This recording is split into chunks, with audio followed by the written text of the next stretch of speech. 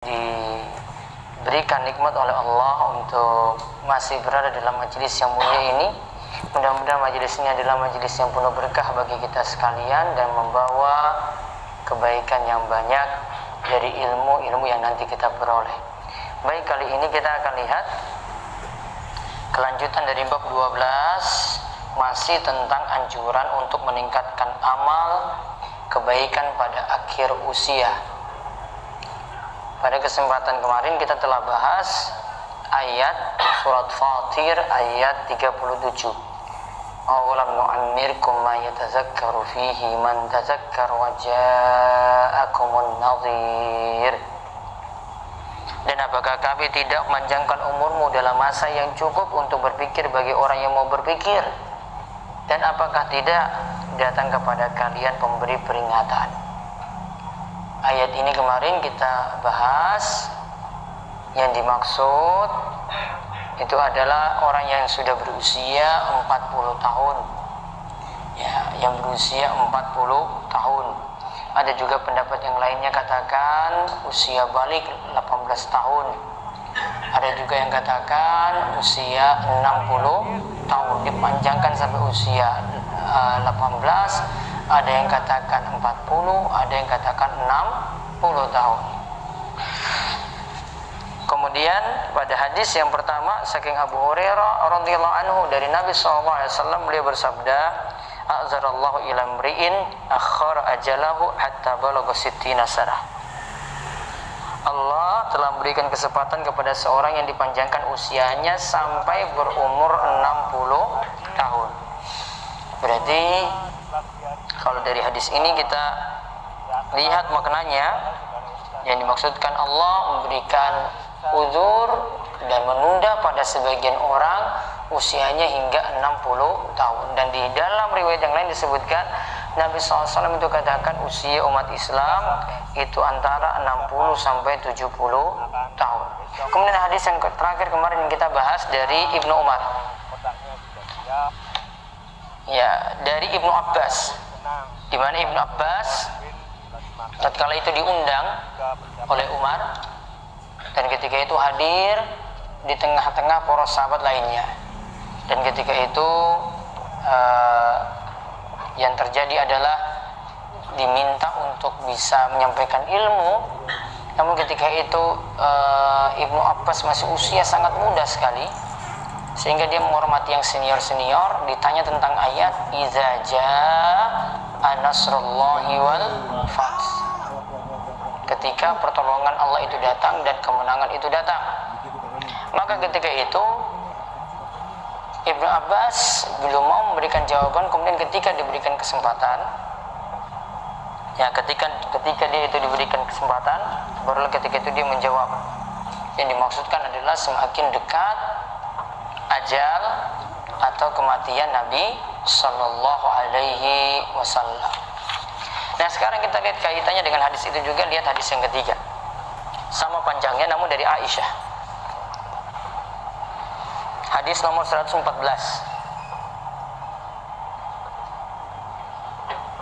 Dari Aisyah radhiyallahu anha,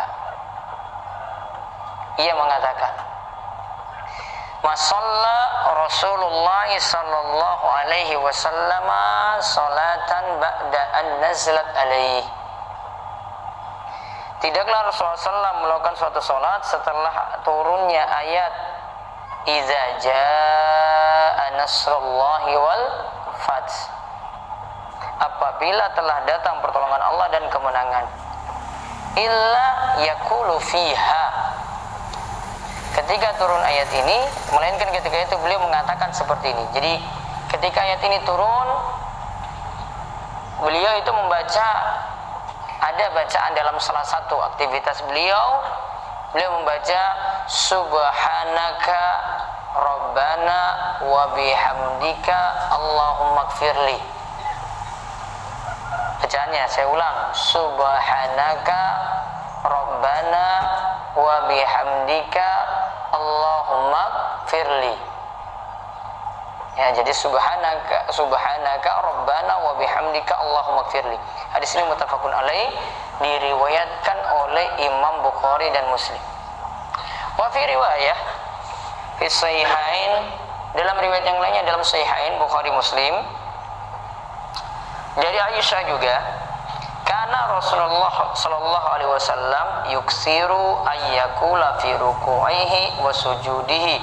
Rasulullah sallallahu alaihi wasallam biasa memperbanyak ketika ruku dan sujudnya bacaan subhanakallahumma rabbana wa bihamdika Allahumma firli. Ini bedanya dengan bacaan sebelumnya. Sebelumnya itu dengan bacaan pakai Allahumma di tengah, ya kan? Kalau yang ini, yang sebelumnya tidak pakai Allahumma, kalau yang ini pakai Allahumma. Sebelumnya subhanaka rabbana wa bihamdika Allahumma firli. Kalau ini subhanakallahumma rabbana wa bihamdika Allahumma firli. Yata'awwalul Quran. Di sini dikatakan beliau yata'awwalul Quran, mengamalkan Al-Quran. Maknanya yata'awwalul Quran yaitu ya'malu ma umira bihi fil Qur'ani fi qouli ta'ala fasabbih bihamdi rabbika wastaghfir. Beliau mengamalkan isi Al-Quran karena dari surat Iza Jaa tadi, Iza Jaa nasrullahi wal fath wa ra'aitan nasa yadkhuluna fi dinillahi afwaja fasabbih, disuruh tasbih, bertasbihlah, bihamdi rabbika, dengan memuji Rabbmu, wastaghfir, dan beristighfarlah pada Allah. Berarti dalam ayat ini kandungannya disuruh baca tasbih, disuruh memuji Allah, disuruh meminta ampun pada Allah. Baca tasbih, baca pujian pada Allah, alhamdulillah, kemudian baca istighfar. Ada 3. Nabi SAW praktekkan ketika ruku dan sujud, beliau baca subhanakallahumma. 1, subhana situ berarti tasbih. Rabbana wa bihamdika, ada wa bihamdika berarti tahmid, memuji Allah. Subhanakallahumma rabbana wa bihamdika Allahumma firli, berarti meminta ampun kepada Allah. 3 berarti sama, ya, sama isinya seperti fasabbih bihamdi rabbika wastakbir. Prakteknya apa?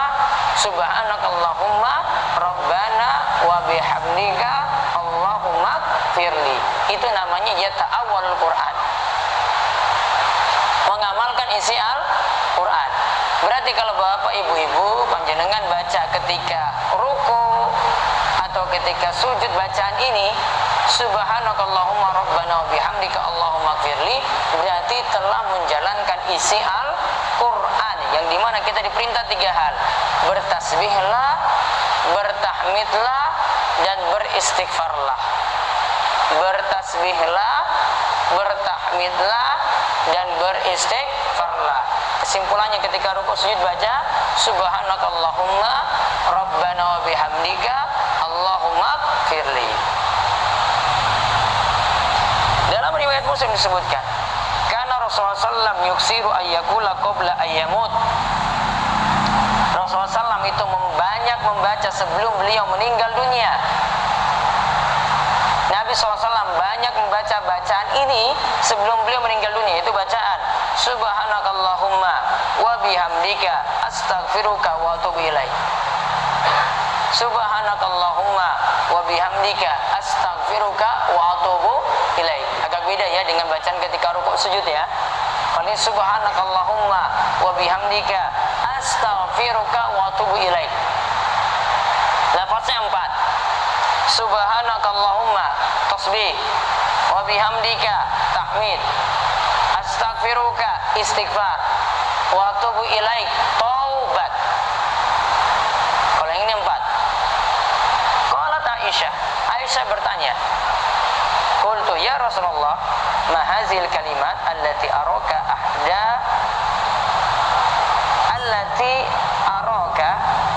ahdastaha taquluha. Qal ju'ilat li alamatin fi ummati iza ra'aituha qultuha iza jaa nasrullahi wal fath ila akhir surah. riwayat Muslim, sebelum wafatnya, ingat ini membicarakan tentang sebelum wafatnya Rasulullah SAW. Beliau memperbanyak bacaan subhanakallahumma wa bihamdika astaghfiruka wa atubu ilaik. Maha suci Engkau wahai Allah, dan dengan memujimu aku mohon ampunan kepadamu dan aku bertobat kepadamu. Aisyah berkata, saya bertanya, wahai Rasulullah, apakah pengertian dari bacaanmu tadi? Rasul SAW menjawab, aku diberi tanda tentang mukjizat.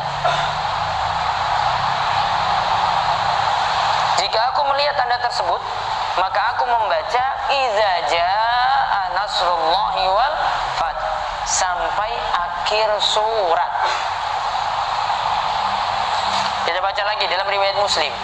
Ini Bapak Ibu, ini sengaja mengumpulkan riwayat banyak supaya nanti memunculkan kesimpulan juga yang bagus untuk penggabungan riwayat-riwayat yang ada.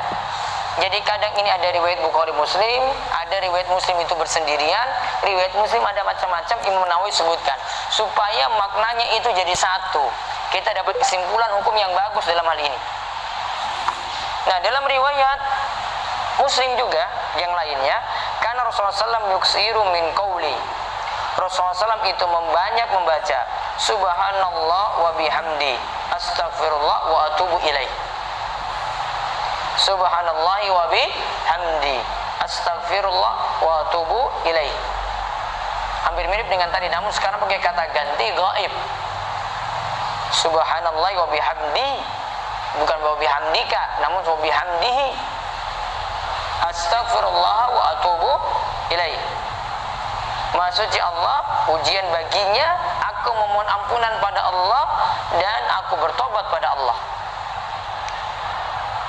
Maka ketika itu Aisyah katakan, qultu ya Rasulullah, araka tuksiru min qouli subhanallahi wa bihamdi astaghfirullah wa atubu ilaih. Wahai Rasulullah, saya melihat engkau selalu